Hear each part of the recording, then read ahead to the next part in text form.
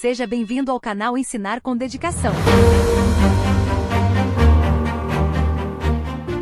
Paz do Senhor, professores. Seja bem-vindo ao canal Ensinar com Dedicação. Começamos agora a nossa Masterclass, o nosso treinamento detalhado para a lição 8. O nosso grande objetivo aqui é pegar todo aquele conteúdo maravilhoso da revista e transformar numa aula que seja super dinâmica, muito clara e, claro, profundamente espiritual. Vamos mergulhar nesse estudo juntos e com muito entusiasmo, preparando as melhores ferramentas para a nossa sala de aula. Mas olha só, antes da gente falar sobre qualquer técnica de ensino ou contexto histórico, precisamos focar num princípio inegociável. Como diz o nosso material, a bondade e a mansidão procedem da comunhão com Deus. O verdadeiro ensino, aquele que transforma a vida do aluno, começa de joelhos.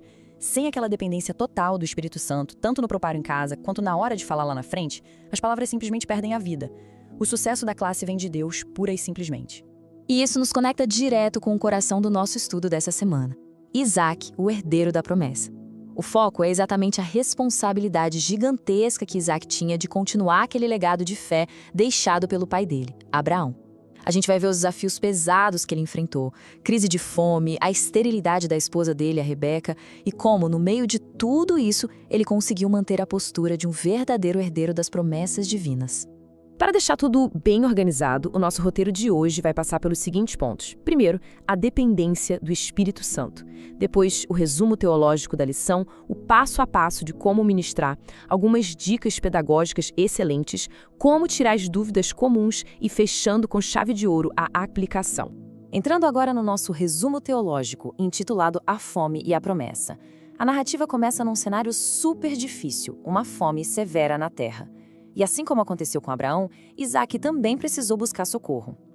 O instinto humano grita para descer ao Egito, não é? Parece a solução mais óbvia, mas a direção de Deus é sempre maior que os nossos instintos. Lá no capítulo 26 de Gênesis, a gente vê 3 pontos fundamentais da intervenção de Deus. O Senhor fala claramente para Isaac não descer ao Egito, mas ficar em Gerar. E é aí que Deus renova aquela aliança gigante que tinha feito com Abraão, prometendo estar com ele e multiplicar muito a sua descendência. O que a gente tira de grande lição teológica aqui? A palavra do Senhor não muda. As promessas de Deus não falham, mesmo quando o cenário em volta parece o pior possível. E aí acontece um choque de atitudes que é fascinante analisar.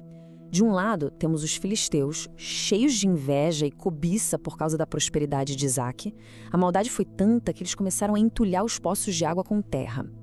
Do outro lado, temos a reação de Isaac. Nada de guerra, nada de vingança. A arma dele foi a paciência. Ele usou a diplomacia e fez o máximo para manter a paz com todo mundo. A gente percebe muito bem essa natureza pacífica olhando a linha do tempo dos poços. É uma jornada e tanto de perseverança. Os servos acham água, os filisteus brigam. Isaac chama o poço de Ezeque, que quer dizer contenda, e recua. Abrem outro poço, mais inimizade. Ele chama de Sitna e cede o espaço de novo. Até que ele chegue em Reobote, que significa alargamento, onde finalmente não tem disputa, e a jornada termina no Poço do Juramento, em Berseba. É a prova clara de que uma atitude de persistência e humildade traz a recompensa de Deus. E Berseba é o grande clímax espiritual da nossa história. Naquela noite o Senhor aparece e traz palavras que acalmam o coração. Não temas, eu sou Deus de Abraão, sou contigo e te abençoarei. A resposta de Isaac? Ele constrói o seu primeiro altar ali mesmo. Essa adoração é tão forte que até os inimigos reconhecem a mão de Deus na vida dele. Tanto que o rei Abimeleque acaba propondo um tratado de paz. Bem, com toda essa base teológica consolidada, vamos ver o passo a passo da ministração. Como a gente transforma tudo isso em ação lá na sala de aula. A melhor estratégia é dividir a aula em 3 etapas bem simples. O passo 1 é o essencial. Focar na fidelidade imutável de Deus e no caráter manso de Isaac. O passo 2 é o enriquecimento. Vale muito a pena explicar para os alunos que naquela época e região, encontrar um poço era quase como achar petróleo hoje em dia. Isso ajuda a turma a entender o tamanho da inveja dos filisteus. E o passo 3 é o alerta do que evitar. Muito cuidado para não deixar a aula virar um debate longo e sem fim sobre a cultura dos filisteus, senão a gente perde a essência espiritual da lição. Entrando na nossa quarta parte, dicas pedagógicas para adultos. Como manter a turma atenta do começo ao fim. Sabemos que turmas maduras amam participar e adoram ver como a Bíblia resolve problemas do dia a dia. Uma técnica excelente é começar usando a problematização. Logo depois da leitura bíblica inicial, a dica é soltar essa pergunta para a classe. Quais lições podemos tirar do caráter de Isaac? É aquela faísca perfeita para acender um debate super rico logo nos primeiros minutos. Para aproveitar esse debate, vão aqui mais algumas práticas valiosas. Conforme o pessoal for falando as qualidades de Isaac, vão anotando tudo no quadro. Isso valoriza muito quem participou. Mantenham também um ritmo dinâmico na fala para espantar a monotonia. E o ponto alto, relacionem a atitude de Isaac de ceder os poços com os conflitos modernos, seja um atrito no trabalho, um vizinho complicado ou uma discussão na família. Traz a lição direto para a vida real. Agora, passando para as dúvidas comuns. É super normal que os alunos façam perguntas desafiadoras e um bom professor precisa estar preparado para responder com muita clareza. É bem provável que alguém pergunte por que Isaac mentiu sobre a Rebeca, dizendo que ela era irmã dele, igualzinho que o pai dele fez. A resposta precisa ser honesta e direta. Essa mentira mostra a nossa fraqueza humana. O medo fez um grande servo de Deus falhar. Mas o foco principal é destacar a soberania divina, porque mesmo com a falha de Isaac, o Senhor interveio e protegeu a Rebeca de um jeito milagroso. Outra pergunta que sempre aparece é: entregar aqueles poços todos não foi um ato de pura covardia?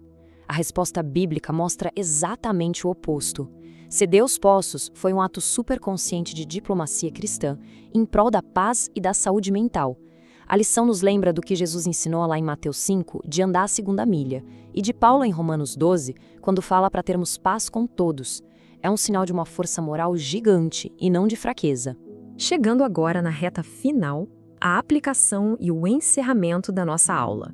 Como a gente amarra tudo isso e deixa uma marca inesquecível no coração dos alunos?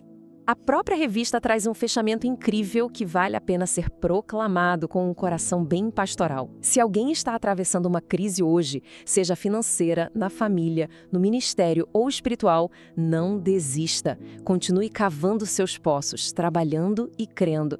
O mesmo Deus que honrou a paciência e o esforço de Isaac também provê vitória para quem não para de ter fé. E assim concluímos essa preparação abençoada. Pensem nisso essa semana. Como reagir de forma espiritual quando as lutas diárias tentam entulhar os nossos poços? Que Deus use a vida de cada educador poderosamente.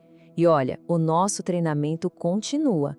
No nosso próximo encontro vamos destrinchar a lição 9, que traz ainda mais coisas fantásticas sobre esse legado patriarcal.